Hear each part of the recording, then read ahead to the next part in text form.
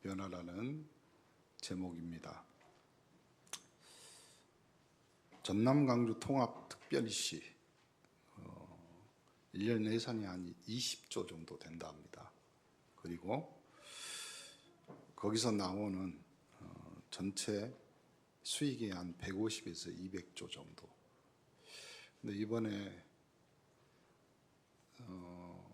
대통령이 꼭 이런 말을 많이 쓰더라고요. 지방정부란 말을 쓰는데, 이번에 강주 공항으로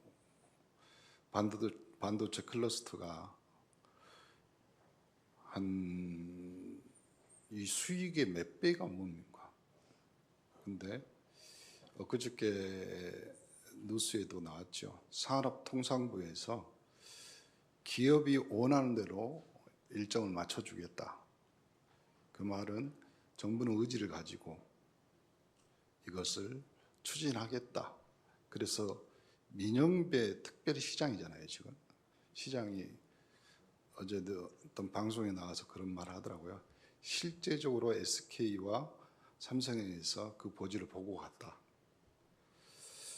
그러면서 이런 말을, 전남 1000년 만에 있는 변화다.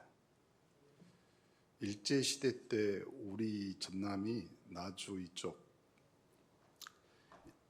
영암, 무암까지 합쳐서 그 순천, 여수, 그러니까 강주 있고 동부 있고 서부가 있잖아요. 서부는 우리 쪽, 목포 쪽이고, 동부는 춘천, 영광, 광양 이런 쪽이잖아요. 일제시대 때 이 곡창지대가 전국에 가장 많은 쌀을 수확했답니다. 그래서 이걸 전부 일본의 또 다른 지역에, 그래서 이 전라도는 다른 말로 하면 1000년 동안 수탈 지역, 목포의 눈물이라고 그러죠. 목포의 삼백이 유명했는데 소금, 쌀, 목화, 이것이 다 일제시대 때 군수자금, 군수용품으로 다 수탈당한 지역입니다. 1980년 5.18 일어났죠. 40여 년이 지났는데도 지금도. 그래서 처음에 전라도 사람들이 안 믿었답니다. 경상도 대통령이 어떻게 전라도에. 근데 지금 부지가 확정되고 실제적으로 정부에서 그런 일들을 추진하는데 이 속도가 어마어마하게, 보통 그 반도체 산업이 들어온다 하면 최소 5년에서 10년 부지 확정만. 그런데 일주일 만에. 그리고 목포뿐만 아니라 이 전라도 지역에 실제적으로 어떤 변화가 일어나냐면, 우리의 목포의 먹거리는 3호 중공밖에 없었습니다. 그런데 지금은 이 반도체 공장이 그냥 공장만 들어오는 것이 아니라 그 이후에 기반 다른 부대 시설들이 어마어마하게 들어옵니다. 달리 말하면 지금 인구의 1.5배가 늘어날 수 있다 이 말이에요. 뭐 출퇴근하는 사람도 있겠죠. 예전에는 조금 잘 되고 조금 실력이 있으면 다 서울로 올라갔어요. 이제는 전라도 지역에도 그런 인재들이 필요하다. 그리고 우리 후대들이 이제는 중앙으로 몰리는 그런 것들이 없이 이 지역에서도 정착할 수 있고, 더불어 변화가 교회도 마찬가지입니다. 그래서 그런 인재와 사람들이 바뀌어가는 그 시대, 조금 여러분한테 이루고 싶은 것이 하나가 있는데, 이 시장이 이런 말을 했어요. 선거 공약 중에서 유일하게 이 지역에 없는 것이 종합병원이랍니다. 그러면 종합병원이 있다는 말은 의과대학이 있단 말이잖아요. 그런데 목포대하고 순대, 순천대라고도 하고 싶지 않습니다. 순대. 이 순대가 합쳐서 그래서 시장이 최후 통첩으로 어떻게 했냐면 본과 의대가 가는 데는 종합병원을 나중에 짓고 본과 병원을 짓는 데는 본과 의대가 들어가지 않고 두 개 합쳐서 이렇게 해라 그랬는데 순대가 반대했답니다. 그래서 시장이 이번에 다시 마음 먹고 작정하고 말하더라고요. 자기 임기 내에 그냥 한 지역으로 몰아버린다. 의대든 병원이든. 둘이 같이 했으면 좋겠는데 순천한 사람들이 살아나서 순천이 이제 조금 소외될 수도 있겠죠. 지금 이 상황에서 우리는 어떤 변화를 가지고 또 우리가 어떤 변화를 입었는지 구원받은 이후에 실제로 내 안에 무엇이 달라졌는가, 신학적 지식뿐만 아니라 여러분의 신앙생활 전체를 지탱하는 확신의 문제거든요. 어떤 확신을 가지고 있는가. 교회를 오래 다니신 분들은 이렇게 말씀하는 분들이 있죠. 구원받은 것 같기도 하고 아닌 것 같기도 하고. 확신의 문제거든요. 구원받은 자들이 일어나는 이 변화가 구체적으로 무엇인지 알지 못하기 때문에 변화의 실체를 모르니까 그 변화가 내 안에 있는지 없는지도 분별이 안 된다. 그래서 바울은 에베소 교회에게 에베소 2장 4절 5절에 긍휼이 풍성하신 하나님이 우리를 사랑하신 그 큰 사랑으로 인하여 허물로 죽은 우리를 그리스도와 함께 살리셨다. 너희는 뭘로? 은혜로 구원받은 것이다. 모든 것이, 그래서 우리 찬양 중에도 있잖아. 모든 것이 은혜다. 그리고 사도 바울은 아예 이렇게 말하죠. 사도 요한일서 3장 2절. 오늘 본문 우리 읽은 것처럼 지금은 우리가 하나님의 자녀라. 장래에 어떻게 될 것은 아직 나타나지 않았는데 그가 나타난 우리가 그와 같은 줄 아는 것. 그래서 우리도 알고 주님도 알고 허물로 죽었던 우리가 살아났고 종이었던 우리가 자녀가 됐대요. 오늘 이 말씀이 여러분에게 분명한 확신을 주시기를 주님의 이름으로 축원합니다. 그러면 어떤 변화? 첫 번째, 영적 신분이 바뀌었다. 호적이 바뀐 거예요. 마귀 자녀에서 하나님의 자녀로. 요한복음 8장 44절에 예수님이 선언하잖아요. 너희는 너희 아비 마귀에게 났다. 그래서 너희 아비 욕심대로 너희가 행하고 처음부터 살인하고 진리가 그 속에 없고 진리에 서지 못하고 거짓말도 자기 것으로 한다. 그러니까 구원받은 상태하고 구원받지 못한 상태는 결정적인 차이가 있어요. 불신자의 6가지 상태. 근데 그 6가지 상태가 어떤 상태냐면요. 목사님 곰곰이 생각해 봤더니 여러분도 경험했듯이 자다 보면 가위 누른 것처럼 분명한 의식은 있는데 분명은 나에게 이렇게 하면 될 것 같은데 몸이만 안 움직여. 마귀 자녀 영적 문제 있죠. 우상 문제. 뭔가 다른 걸로 내 만족을 채우려고 하고. 그럼 정신적으로 현실 문제 오죠. 육체, 삶의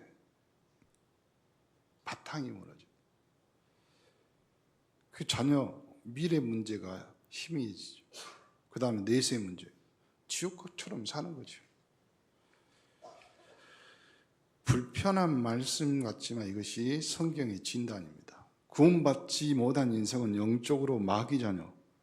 그러나 예수님을 영접하는 바로 그 순간 우리는 하나님의 자녀가.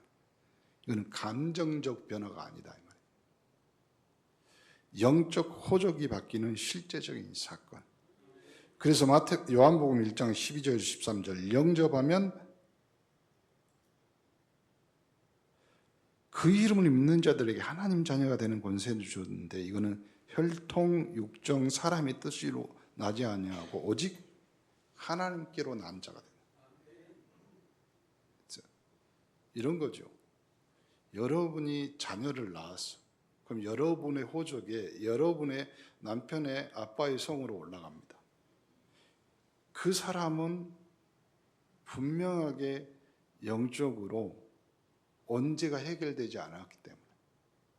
그런데 내가 의식적으로 내가 내 마음 생각 그리고 내 믿음으로 영접하여 하나님의 자녀가 되면 하나님께로 난 자가 됩니다. 그러면 그래서 우리가 하나님이 우리 아버지라고 부르는 거죠. 영적 호적이 정리되는 거예요. 로마서 8장 15절 16절 다시는 무서워하는 종의 영을 받지 않고 양자의 영을 받았다. 그래서 아빠 아버지라고 부르짖고 성령이 친히 우리 영으로 더불어 우리가 하나님의 자녀인 것을 증거한다. 이제 우리는 하나님을 아빠 아버지라고 부를 수 있는 존재가 되었고 종은 주인의 눈치를 보지만 자녀는 아버지의 품에 안겨 있는 거죠. 종은 언젠가 또 쫓겨날 것 같이 불안하고 두려움이 있지만 자녀는 유업을 이을 확신으로 산다. 갈라디아서 4장 6절 7절 너희가 아들인 고로 하나님이 그 아들의 영을 우리 마음 가운데 보내사 아빠 아버지라고 부르게 하셨느니라. 그러므로 너희가 이후로는 종이 아니요 아들이면 하나님으로 말미암아 유업을 이을 자니라. 사랑하는 성도 여러분, 여러분은 더 이상 두려움에 매인 종이 아니라 하나님의 상속자, 이 신분의 변화를 붙드시기를 바랍니다. 두 번째가 내 안에 보증으로 성령이 내주하신 구원받은 상태란 무엇이냐면 내 속에 성령께서 들어오셔서 나를 주관하는 상태, 그리스도의 영인 성령, 이것이 거듭남의 핵심이잖아요. 이 성령은 누구도 쫓아낼 수 없고 그분은 스스로 우리를 떠나지 않습니다. 고린도전서 3장 16절 너희는 너희가 하나님의 성전인 것과 하나님의 성령이 너희 안에 계시는 것을 알지 못하느냐. 요한복음 14장 16, 17절 내가 아버지께 구하고 있으니 그가 또 다른 보혜사를 너희에게 주사 영원토록 너희와 함께 있게 하리니 그는 진리의 영이라. 세상은 능히 그를 받지 못하나니 이는 그를 보지도 못하고 알지도 못함이라. 그러나 너희는 저를 아나니 저는 너희와 함께 거하시며 또 너희 속에 계시겠습니다. 여러분 안에 성령이 계시고 또 이것은 비유가 아니라 사실, 영적인 사실. 그래서 여러분의 이 영적 사실의 증거는요, 여러분이 기도할 때마다 그리스도의 영인 성령이 계시기 때문에 하나님을 아버지라고 부릅니다. 그 성령께서 하나님의 뜻을 깨닫게 하시고 우리의 잘못을 고쳐주고 연약한 우리를 붙들어 인도하시고 세상에 줄 수 없는 평안으로 이끌어 주신다. 로마서 8장 26절 이와 같이 성령도 우리 연약함을 도우시나니 우리가 마땅히 빌 바를 알지 못하나 오직 성령이 말할 수 없는 탄식으로 우리를 위하여 친히 간구하신다. 에베소서 1장 13, 14절에도 그 안에 너희도 진리의 말씀 곧 너희의 구원의 복음을 듣고 그 안에서 또한 믿어 약속의 성령으로 인치심을 받았으니 이는 우리의 기업의 보증이 되사 그 얻으신 것을 구속하시고 그의 영광을 찬미하게 하려 하심이라. 성령의 인치심을 받았다. 이 말은요, 하나님께서 우리에게 소유권 도장을 찍었다는 뜻이에요. 네 인생 네가 그렇게 살다가 마귀 종으로 산다. 이제는 네 인생 예수로 구주 삼아 내가 성령으로 함께하여 너를 나의 소유로. 그래서 하나님이 여러분의 인생을 책임지시고 인도하실 줄 믿습니다. 그리고 그것은 장차 우리가 온전히 받을 유업의 보증이다. 구원받은 자와 구원받지 못한 자의 가장 근본적인 차이가 여기에 있습니다. 성령께서 내주하느냐. 성령이 내주하는 자는 분명히 예수를 그리스도라고 고백하고 시인하고 그리고 하나님을 아바 아버지라 부를 수 있다. 그렇게 됨과 동시에 그리스도의 영인 성령이 우리 안에 계시기 때문에 세상 풍속에서 성령의 인도로 삶의 방향이 바뀐다. 에베소서 2장 2절 구원받기 전에 우리의 삶을 이렇게 묘사하잖아요. 허물과 죄로 죽었는데 그때 너희는 그 가운데 행하고 그 세상 풍조를 쫓고 공중의 권세 잡은 자를 따랐고 지금 불순종 아들들 가운데 역사하는 영역에 잡혀 산다. 무슨 말이에요? 완전히 가위 눌린 것처럼 사는 거죠. 흑암, 혼돈, 공허, 함정, 올무, 틀에 갇혀서.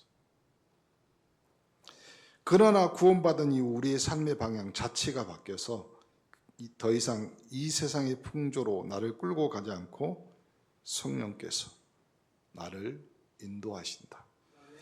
그래서 갈라디아서 5장 16, 18절 내가 이루노니 너희는 성령을 쫓아 행하라. 그리하면 육체의 욕심을 이루지 아니하리니 육체의 소욕은 성령을 거스리고 성령은 육체를 거스르니 이 둘이 서로 대적함으로 너희의 원하는 것을 하지 못하게 하려 합니다.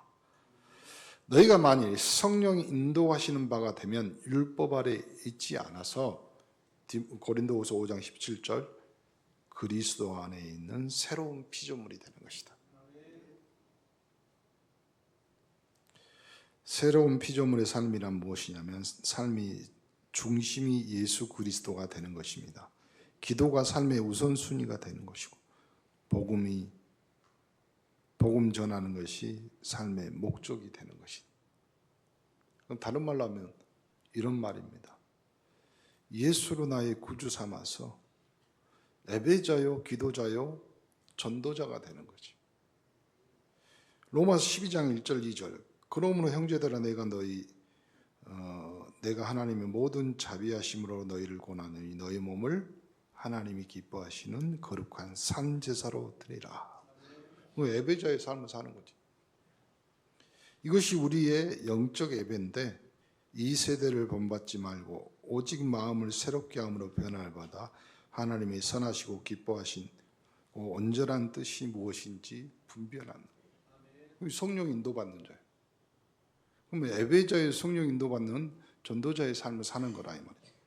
그래서 갈라디아서 5장 22절 23절 성령의 열매를 사랑, 희락, 화평, 오래 참음, 자비, 양선, 충성, 온유, 절제. 이것을 금지할 법이 없단 말은 내 안에서 맺혀진 열매라 이 말이에요. 성도 여러분, 삶의 열매를 보면 그 삶에 누구의 인도를 받고 있는지 알 수 있잖아요. 세상 풍속을 따르는 네 사람의 열매가 있고 성령 인도를 받는 세 사람의 열매가 있다. 여러분 삶에 성령의 열매가 하나씩 맺혀가고 있다면 그것이 여러분이 구원받아 예배자요, 전도자요, 기도자의 삶을 산다는 증거입니다. 그래서 우리는 아이 자체가 바뀐 거야. 저주에서 축복으로, 지옥에서 천국으로. 그러니까 삶의 DNA가 완전히 달라졌다 이 말이죠. 에베소서 2장 6절 또 함께 일으키사 그리스도 예수 안에서 함께 하늘에 앉히신. 언제와 자범죄 조상으로부터 물려받은 죄의 저주에서 해방되어 사단 권세 아래에 있던 자리에서 벗어나 지옥의 권세에서 영원히 해방된, 여러분 착각하는데 목사님 이것도 안 되고 저것도 안 되고 내 삶은 예배 드리는 거 외에 그것이 맞는 겁니다. 예배 드릴 수만 있다면 그렇죠. 목사님 이것도 안 되고 저것도 안 되고 아무 변화가 없는데요. 그게 맞는 말이잖아요. 사람이 빨리 변하면 죽습니다. 여러분 빨리 늙어버리세요. 늙으면 할 수 있는 것은 힘 빠지는 일밖에 없어요. 그래서 여러분이 변화가 가장 큰 변화가 뭐냐면 여러분이 주일날 나와서 예배 드릴 수 있는 것이 가장 큰 변화입니다. 변화 받아야지. 그 말은요 내가 뭘 열심히 하겠다는 말이거든요. 그러지 말고 내 발에 내 무릎에 교회로 가는 그 발들 수 있는 힘만 있어도 우리는 이미 변화된 사람입니다. 아바 아버지라고 부를 수 없으면 예배 드리지 않습니다. 그리고 예배 드리는 것이 그 사람들에게 이상하게 들립니다. 그렇죠. 우리에게는 하나님의 능력이 있는데 다른 사람에게 예배 드린다. 그럼 미련한 짓이죠. 그럼 미련한 것만 우리가 하고 있잖아요. 그 미련한 것이 부유하고 지식이 있고 지혜 있는 사람을 부끄럽게 할 수 있는 거죠. 그것이 우리의 삶의 방향이고 우리의 삶의 패턴이 되어야 됩니다. 골로새서 1장 13절 14절 그가 우리를 흑암 권세에서 건져내어 그의 사랑의 아들의 나라로 옮겨놨다. 그 아들 안에서 우리가 구속 곧 죄사함을 얻었다. 예배 드릴 수 있는 자가 죄사함 받은 자입니다. 로마서 8장 1절 그러므로 이제 그리스도 예수 안에 있는 자에 결코 정죄함이 없단 말은 죄를 정할 수가 없어요. 착각하면 안 되는 것 중에 하나가 뭐냐면 하나님도 예수 그리스도를 통해서 우리를 해방했기 때문에 마귀가 악한 영이 여러분을 죄를 정할 수도 없고 죄를 정하는 사람은 딱 한 사람입니다. 하나님도 안 정해요. 마귀도 못 정한다니까요. 내가 정하는 거예요. 내가. 그러니까 그 불신앙을 지워버려요. 저 사람이 또 이 사람이 저분이 죄 짓지 맙시다. 특히 자기에게 죄 짓는 사람. 이래서 안 되고 저래서 안 되고. 그러면 예수 그리스도를 말하면 여러분 구원받은 하나님의 자녀라며. 그러면 내가 이 모양이고 내가 저 모양이고 내 꼴이 있는데 그럼 내가 죄 짓는 거지. 그렇잖아요. 그런 여러분을 구원하신 하나님 예수 그리스도의 십자가는 아무것도 아니에요. 그래서요 사단은 그걸 교묘하게 바꿔놓는 거예요. 불신앙으로. 그래 네 꼴을 봐라, 네 꼬라지를 봐라, 네 형편을 봐라, 네 수준을 봐라, 네 도덕과 윤리를 봐라. 그래요. 그걸 알아도 우리가 어떻게 해요? 그렇잖아요. 우리가 알 수 있는 것은 예수로 나의 구주 삼고 성령과 피로 거듭나 이것이 나의 간증이요 이것이 나의 찬송이 될 수밖에 없죠. 그렇다면 우리는 당당해져야 될 수 있어요. 하나님 앞에서 영적인 마귀 귀신 앞에서도 그리고 자기 자신 앞에서도 하나님 이렇게만 할 수 있잖아요. 죄에서 자유함 주셔 예수로 나의 구주 삼아 하나님을 아바 아버지라 부르게 하심을 감사합니다. 내 삶의 모양, 내 삶의 꼬라지가 이럴지라도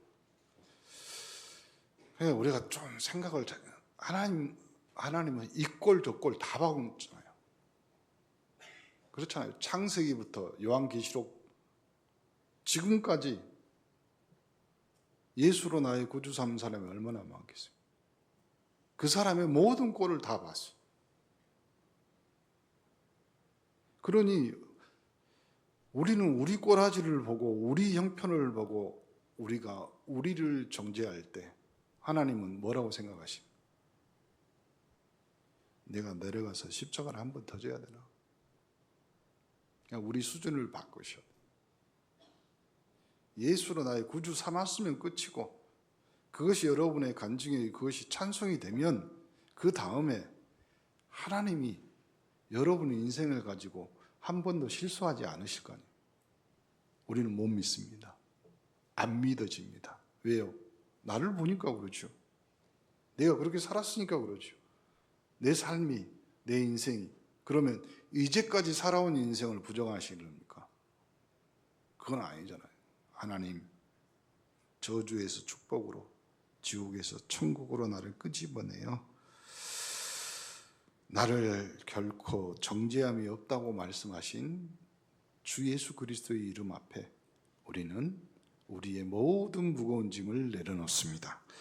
로마서 8장 38, 39절 내가 확신하노니 사망이나 생명이나 천사들이나 권세자들이나 현재일 장래일 능력 높음 깊음 다른 아무 피조물 우리 주 그리스도 예수 안에 있는 하나님의 사랑에서 절대 안 끊어집니다. 한번 구원받은 사람.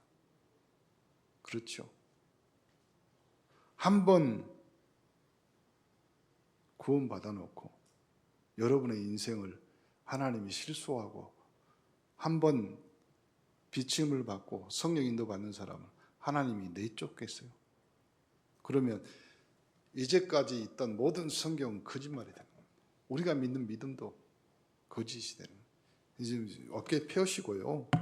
우리 전도자들이나 우리 지교 담당자들은요. 특히 이제 우리에게 남는 것은 얼굴에 미소만 남아야 돼요.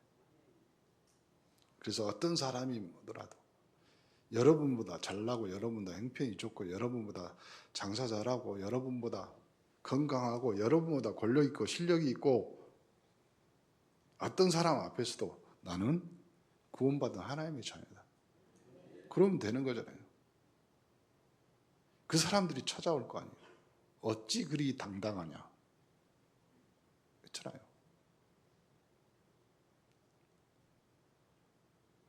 부잣집에 시집간 가난한 처녀가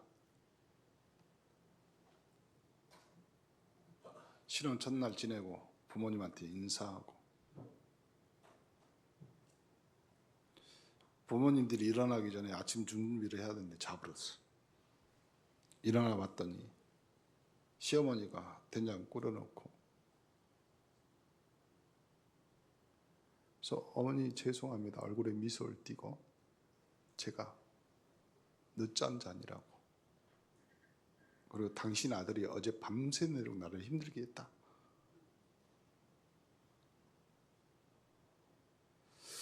시어머니가 얼굴을 탁 쳐다보면서 미소 띈 며느리한테 이런 말 하죠. 너 어찌 그렇게 당당하냐. 며느리 대답이 뭔지 아세요? 이 집 며느리고 당신 손자 손녀 낳아줄 사람들이에요. 여러분은 어찌 그렇게 하나님 앞에서 세상 사람 앞에서 당당하지 못하십니까? 물론 부끄러운 거 많고 물론 숨길 거 많겠죠. 그렇지만 여러분을 통해서 하나님이 구원 주신 그 은혜는 바뀌지 않아요. 왜냐하면 하나님이 돌아가셔서 하나님이 자기 생명을 내놨어요. 그 예수로 여러분이 구주 삼았습니다.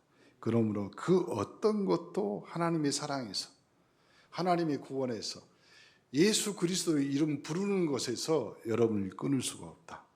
장래일이나 높음이나 깊음이나 어떤 권세 어떤 피조물도 설령 여러분 자신도 그리스도 예수 안에 있는 그 사랑에서 여러분 스스로가 이제는 못 끊을 수가 없습니다. 할렐루야. 이제 우리에게는 정죄함이 없습니다. 그 무엇도 우리를 하나님의 사랑에 끊을 수가 없습니다. 우리는 이미 그리스도 예수 안에서 하늘 보좌에 함께 앉혀진 존재입니다. 이것이 구원받은 자에게 주신 놀라운 특권이요 흔들리지 않는 신분. 오늘 본문에도 말씀 요한일서 3장 2절 사랑하는 자들아 우리가 지금 하나님의 자녀라. 장래에 어떻게 될 것은 아직 나타나지 아니하고 그가 나타나시면 우리가 그와 같은 줄 아는 것은 그가 나타나심을 같이 볼 것이다. 그래서 하나님은 굉장히 손해본 장사를 해요. 하나님이 만드신 인간이 하나님을 떠나서 죄 속에 마귀 자녀로 사는 것을 하나님 당신인 하나님의 독생자인 예수 그리스도를 통해서 우리를 끄집어내어서 그 다음이 뭐냐면 끄집어내서 종으로 노예로 그 다음에 하나님 말 잘 듣게 하면 되는데 그것이 아니라 예수 그리스도와 함께 할 수 있는 신분이요 그 위치로 올려놨다 이 말이에요. 우리가 여전히 연약한 몸을 입고 있지만 장차 주님이 나타나실 때는 그와 같은 영광스러운 모습으로 변화될 것입니다. 이것이 우리의 최종 소망입니다. 말씀을 정리해 봅시다. 구원받은 우리는 네 가지가 분명히 달라졌습니다. 영적 신분이 마귀 자녀에서 하나님 자녀로 바뀐 겁니다. 내 안에 성령께서 내주하십니다. 삶의 방향이 세상 풍속에서 성령 인도로 바뀌었습니다. 저주에서 축복으로, 지옥에서 천국으로 운명이 바뀌었습니다. 에베소서 2장 7절에 그래서 이는 그리스도 예수 안에서 우리에게 자비하심으로써 그 은혜의 지극히 풍성함을 오는 여러 세대에 나타내려 하심이라. 그걸 뭐라고 하냐면 여러분을 이제 증인으로 부르셨어요. 하나님의 자녀로. 이 사실을 믿으시기 바랍니다. 감정이 뜨겁지 않아도 특별한 체험이 없어도 괜찮습니다. 하나님의 말씀이 그에게 그렇게 약속하고 선언하고 있기 때문에 감정을 붙들지 마시고 말씀을 붙드시기 바랍니다. 말씀이 흔들리지 않는 반석이기 때문입니다. 이번 주간 매일 아침 오늘 본문 말씀 붙고 이렇게 고백하시기 바랍니다. 나는 마귀 자녀가 아니라 하나님의 자녀입니다. 내 안에 성령이 계십니다. 나는 성령의 인도받는 새로운 피조물입니다. 나는 이미 그리스도와 함께 하늘에 앉혀진 자입니다. 이 고백이 여러분의 신앙을 굳게 세워줄 줄 믿습니다. 기도합시다. 하나님 아버지, 구원받은 우리가 하나님의 자녀임을 분명히 알게 하심을 감사합니다. 우리 안에 거하시는 성령님의 인도를 따라 새로운 피조물로 살아가게 하여 주옵소서. 세상 풍속을 따르지 않고 오직 성령의 인도를 받아 정죄함이 없는 자로서 담대하게 하나님을 영화롭게 하는 삶을 살게 하옵소서. 우리를 하늘에 함께 앉히신 그 은혜에 합당하게 살게 하시고 이번 한 주간도 자녀된 확신 가운데 승리케 하옵소서. 예수 그리스도 이름으로 기도합니다. 아멘.